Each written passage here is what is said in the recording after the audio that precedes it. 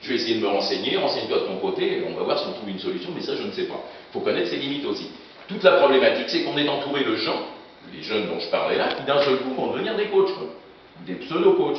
C'est-à-dire que c'est eux qui vont vous entraîner. C'est-à-dire qu'ils n'ont aucune connaissance et ils vont vous entraîner. Ça c'est redoutable. Ce qui veut dire qu'on est dans le néant absolu quand on est dans un entraînement de musculation, quand on est dans un entraînement de force. L'haltéro est totalement à part. Parce que l'haltéro, ils te prennent des gars qui sont initiés à l'haltérophilie, qui sont diplômés en haltérophilie, ils ne prennent pas n'importe quel entraîneur. Le gars, voilà. Et donc l'haltéro, c'est hors course. Eux, ils ont compris, ils sont structurés, et tu ne prends pas n'importe quel guignol sous prétexte que le mec, il a compris que l'arraché, c'était une barre qu'on mettait au-dessus de la tête en un seul temps, tu vois. Ça, c'est un peu réducteur, tu vois. L'arraché, c'est plus subtil que ça. Donc la musculation, comme c'est quelque chose que tout le monde peut aborder relativement facilement, c'est-à-dire avoir tous les noces qu'il y a dans les salles, on s'allonge sur un banc, on fait un développé couché, ça y est, on a l'impression qu'on est le roi du monde, on fait un autre truc, on pousse sur une presse, d'un seul coup on prend un peu de cuisse, ah ça y est, j'ai compris l'essentiel, donc voilà, tu te mélanges. Moi je vois des gars dans les salles, la salle où je m'entraînais, qui amènent un pote, et qui sont le coach de leur pote. Le gars, ça fait 15 jours qu'il s'entraîne, tu vois. Voilà, attends, je vais t'expliquer, puis il se la raconte un petit peu, parce que comme il est un petit peu plus fort que son pote, qui est normal, l'autre débute, et c'est une truffe, et l'autre c'est une truffe aussi, mais une truffe plus, puisqu'il a 15 jours d'entraînement, donc il va m'expliquer que développer couché, je connais, je vais t'expliquer comment on s'entraîne. Oui, alors tu vois, il faut faire 6 séries là, je sais pas combien, en 15, il faut faire 15, parce que 15 c'est bien, ah ouais, d'accord. Mais pourquoi 15? Et pourquoi pas 10, pourquoi pas 8, pourquoi pas 7? Moi c'est ça, tu vois, on me donne un programme d'entraînement et on me dit qu'il faut faire 5 fois 10. Ok, après je revois un autre truc, je vois un autre exercice en dessous, et on me dit on fait 3 fois 15.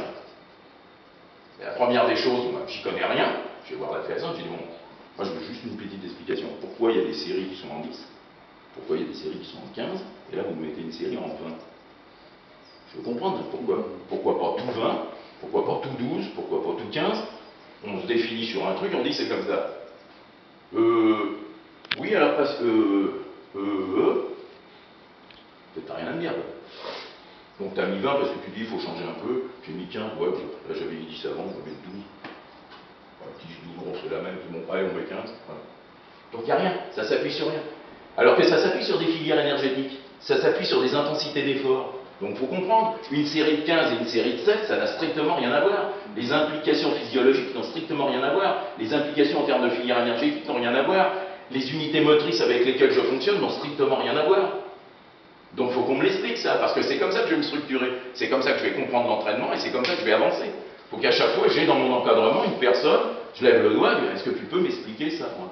Et c'est valable en biomécanique, c'est valable comment je me place sur cette machine, pourquoi certains sur cette machine vont placer les pieds en haut, pourquoi si je mets les pieds comme ça, pourquoi la presse oblique en est un exemple. D'accord? Alors la presse oblique c'est un truc destructeur. Je vous le dis à titre indicatif, on peut faire de la presse oblique, mais la position engendrée par la presse oblique au niveau des hanches, c'est pas la meilleure position pour les hanches. En plus, sur la presse oblique, quand vous manquez de souplesse, et c'est ce cas souvent de beaucoup de personnes, quand il y a une flexion qui est trop profonde, ils sont dans l'obligation de monter le bassin. Et monter le bassin, c'est enrouler la région lombaire et c'est juste écraser tous les disques intervertébraux de la région lombaire. Donc sur une presse oblique, je peux me faire du mal très vite, beaucoup plus de mal qu'au squat.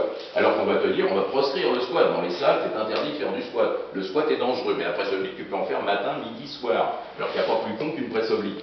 Même si je peux m'en servir, je peux me retrouver moi sur la presse oblique, mais je sais l'utiliser.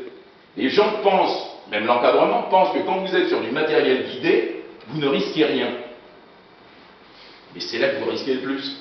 Parce que justement, vous ne fonctionnez pas suivant votre propre mécanique, c'est la machine qui vous impose une mécanique. Quand on te dit, voilà, il faut mettre les pieds en bas, sur la presse, on pousse, on met les pieds en bas. Alors ok, il y a une justification effectivement, mais par contre, il y a un impact au niveau des genoux qui est monstrueux. Il faut que là, je me rende compte qu'il y a peut-être une problématique genou. Après, on te dit, ouais, on peut mettre les pieds en haut. Mais on peut, mais pourquoi? Évidemment, j'ai compris que je peux mettre, je vois le socle, il est comme ça. Oui, je peux les mettre là, je peux les croiser aussi, je peux me mettre comme ça. Est-ce que ça a une incidence particulière? C'est bon, pas bon? Je peux faire n'importe quoi.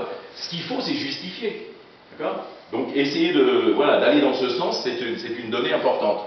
Donc, on peut considérer que 2 séances semaine intéressantes. Alors après, on peut monter, grand classique, moi je fonctionne avec ça la plupart du temps, sur 3 séances semaine sur du travail de force.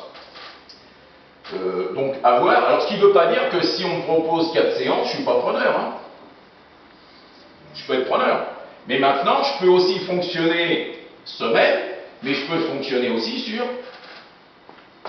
15 jours. Je peux étaler 4 séances sur 15 jours. Je peux étaler 6 séances, je veux dire, je veux m'entraîner 6 fois, avec à chaque fois une spécificité sur mes entraînements, CrossFit, mais je me l'étale sur 15 jours. Ce qui veut dire que sur ces 15 jours, voire même plus, je peux m'octroyer des temps de récupération favorables à la séance que je vais faire le lendemain. Plutôt que d'enchaîner systématiquement des séances, il y a des séances qui sont contradictoires en termes d'orientation, en termes de filière énergétique. Tu fais de l'endurance, on en parlait hier, tu as de l'endurance à mettre en place et tu as de la force à mettre en place. C'est le grand écart facial. C'est totalement inadapté. Si je fais force, je ne peux pas faire endurance. Si je fais endurance, je peux pas. Si je fais de l'endurance,